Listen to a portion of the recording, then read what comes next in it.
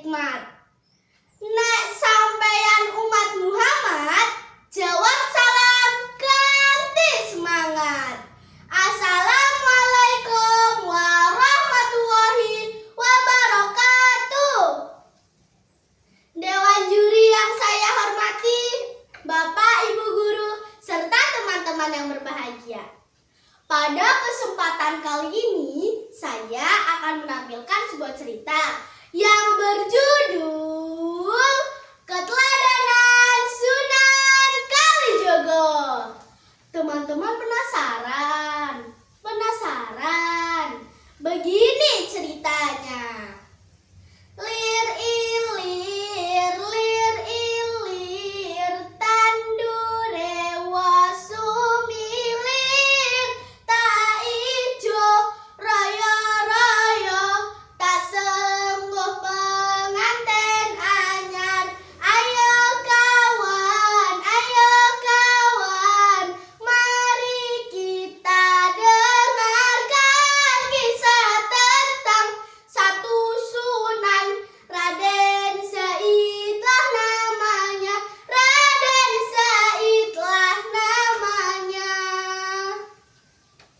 Alkisah, Tuban adalah daerah kadipaten yang berdaulat dengan kerajaan Majapahit. Ketika itu yang menjadi adipati di sana adalah Tumenggung Luak Tirta. Beliau mempunyai seorang putra yang bernama Raden Mas Said. Raden Said tidak suka dengan ulah para pegawai kadipaten yang merampas bahan pangan rakyat untuk membayar pajak. Di mana-mana rakyat menderita. Raden Said tidak tega melihat itu. Ketika malam tiba, Raden Said membuka pintu kamarnya. Ngek, sambil berjalan berjingkat-jingkat menuju gudang istana. Beliau berencana untuk mencuri upeti yang ada di gudang untuk dibagikan kepada rakyat yang menderita. Lah, belum tidur rupanya. Apa boleh buat, akan kubuat dia tertidur. Tidurlah. Akhirnya penjaga gudang tersebut telah tertidur lelap. Dan pada saat itu juga Raden Said mengambil upeti yang ada di gudang untuk dibagikan kepada rakyat yang menderita.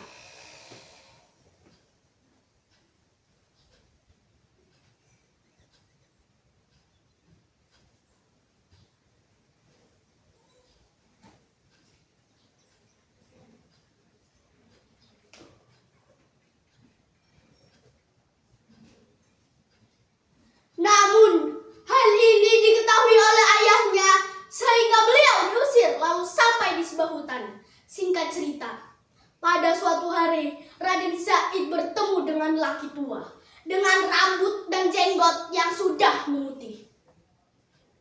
Hei kakek tua, serahkan tongkat emas itu. Ada apa di sana?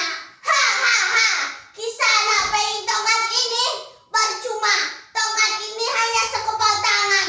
Kalau Kisana pengen punya banyak, ambillah pelepah pohon aren itu. Tentu lebih banyak, bukan? Hah? Pelepah aren bisa berubah menjadi emas? Kakek ini sebenarnya siapa sih? Aku Sunan Bonang. Nger. Hah? Sunan Bonang? Sunan, maafkan aku, Sunan. Maafkan aku. Aku berjanji tidak akan merampok lagi, Sunan. Tapi tolong jadikan aku muridmu, Sunan. Apa? Jadi muridku? Boleh, tapi dengan satu syarat. Kamu jaga tongkat ini dan kamu tunggu saya kembali. Baiklah, Sunan.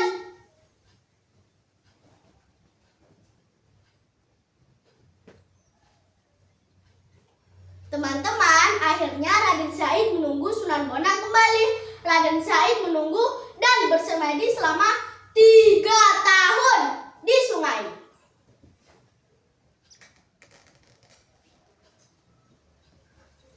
Akhirnya Sunan Bonang kembali. Kamu memang pemuda yang amanah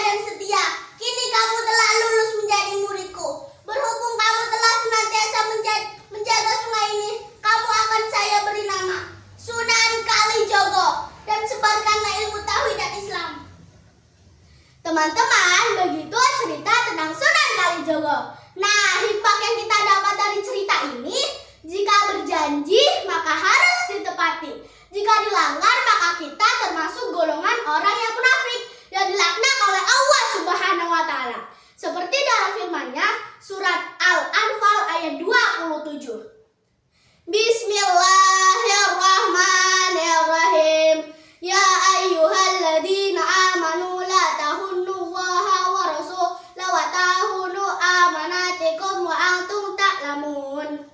Wahai orang-orang yang beriman, janganlah kamu mengkhianati Allah dan Rasul, dan janganlah kamu mengkhianati amanat yang dipercayakan kepadamu, sedang kamu mengetahui. Semoga